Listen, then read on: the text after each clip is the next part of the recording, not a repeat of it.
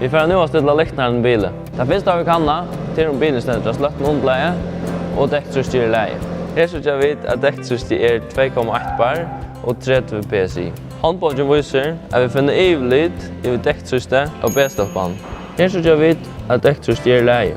Så sätter vi nivåreglering av 0. Da vi skulle inställa läktaren i bilen, må vi först finna procentfallet. Här så jag vet att procentfallet är 1,3. Lyktapparatet ska tøyskilt sättas då 1,3. Da vi tar seg lyktapparatet til, skulle vi først innstille hattene og imot lyktarna. Så finner vi 2 punkt som bænt i reakvarnøren. Vi innstiller speklet til linjen skjer begge punktene. Vi må minnes til bremsapparatet så langt vi fer. For ikke å bruke åndegass strøm har vi sett en løytål til. Vi tendrer ljósen av bilen, hittar ner lyktapparatet om lykten rett installert og om styrken i läge.